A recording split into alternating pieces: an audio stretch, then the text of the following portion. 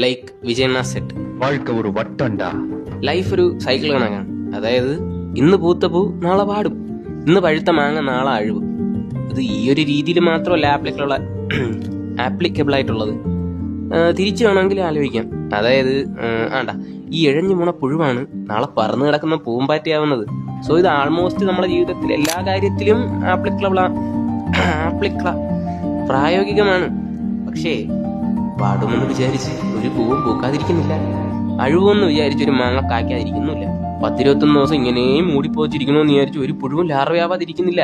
So ഞാൻ പറഞ്ഞു വന്നത് എന്തെന്ന് വെച്ച് കഴിഞ്ഞാൽ we have to fight some bad days to get the best days of life. അല്ലേ? ആണ്. നമ്മൾ ജീവിതത്തിലെ ഹാപ്പിനെസിന്റെ ഏതൊരു പീക്ക് സ്റ്റേജിൽ നിന്നാലും അതിനൊരു അവസാനമുണ്ട്.